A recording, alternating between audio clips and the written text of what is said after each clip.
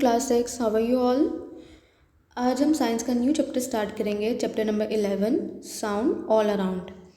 इससे पहले हमने डिफरेंट एनर्जी की फॉर्म्स के बारे में पढ़ा था अपने लास्ट चैप्टर में, जिसमें एक एनर्जी की फॉर्म साउंड भी थी, और इसी चैप्टर में हम उसी एनर्जी साउंड एनर्जी के बारे में पढ़ेंगे। Sound is also the form of energy that travel in waves.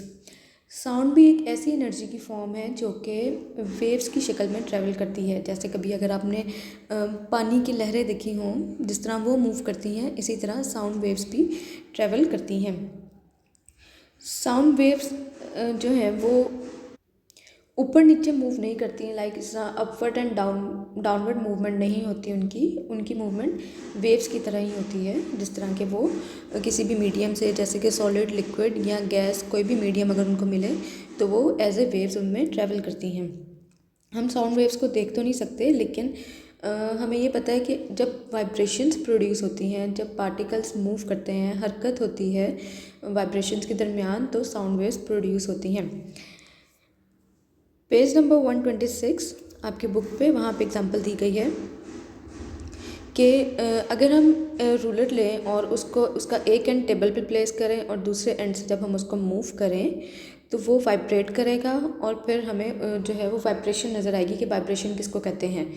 जिस तरह वो रूलर मूव करेगा, उसके अंदर वो एक तरफ से जो है वो जो दूसरा उसका एंड है वो स्टिल है, और दूसरी साइड से वो मूव कर रहा है, तो वाइब्रेशन हम इसी को कहते हैं कि जो मेन पॉइंट है वो स्टिल रहे और जो दूसरा एंड है वो मूव करे, तो वाइब्रेशन प्रोड्यूस होती हैं।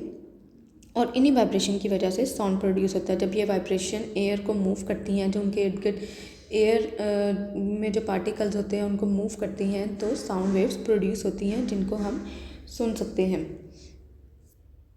जैसे ये वाइब्रेशन है, वाइब्रेशन का हमने पढ़ा कि जो हरकत होती है पार्टिकल्स के दरमियान में, उसको हम वाइब्रेशन कहते हैं।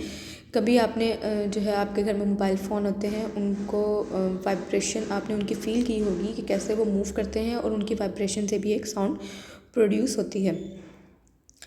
और वही वाइब्रेशन जब वो उन एयर पार्टिकल्स के दरमियान जब वो वाइब्रेशन प्रोड्यूस होती है, वेव्स बनती हैं, और वही वेव्स हमारे कानों तक पहुंचती हैं और हम उनको सुनते हैं। ठीक है जी। इसी तरह अब अगर हम देखेंगे साउंड ट्रैवल कैसे करता है, तो sound travels through solid and liquid in the same way at it does through air, but it travel faster through solid and liquid because their particles are closer together। जी, solid और liquid में भी sound वैसे ही travel करता है जैसे gas में करे, लेकिन सॉलिड और लिक्विड में उसकी स्पीड ज़्यादा तेज़ होती है, क्योंकि सॉलिड और लिक्विड के हमें पता है कि पार्टिकल्स निस्बतन करीब होते हैं गैस के। गैस में पार्टिकल्स बहुत दूर दूर होते हैं। इसी वजह से साउंड की स्पीड हवा में 330 मीटर्स पर सेकेंड है। कभी अगर आपने देखा हो कि थंडर स्टॉर्म आए, लाइटनिंग हो, तो हमें जो है वो लाइट पहले नज़र आती है, और जो उसका साउंड है वो हमें बाद में सुनाई देता है। इसका मतलब ये है कि light travels faster than sound. ठीक है। Now open page number 129। इसमें बताया गया स्ट्रक्चर ऑफ ईयर कि हम सुनते कैसे हैं। अगर कोई साउंड हमें सुनाई दे तो हम कैसे सुनते हैं।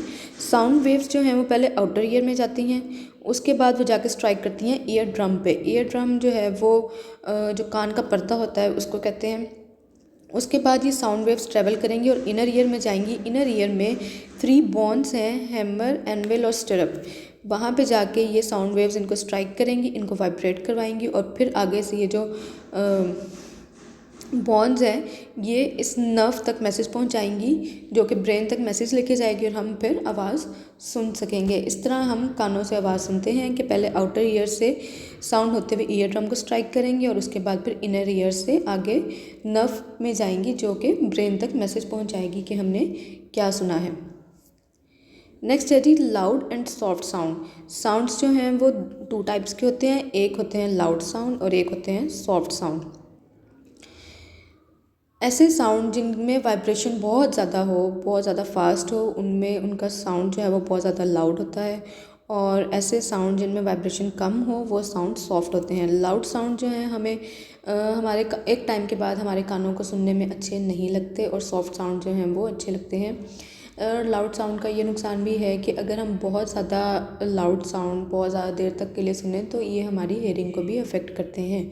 सो अपने हेयरिंग को प्रोटेक्शन के लिए हमें इतने ज़्यादा लाउड साउंड नहीं सुनने चाहिए और जो सोर्स ऑफ साउंड है उससे भी थोड़ा गैप रखना चाहिए। तो ये था हमारा chapter number 11 sounds all around, जिसकी हमने आज रीडिंग की है। आप ये वीडियो देखें और अगर कोई पॉइंट या कोई बात ना समझ आए तो मुझसे पूछ लें। Thank you.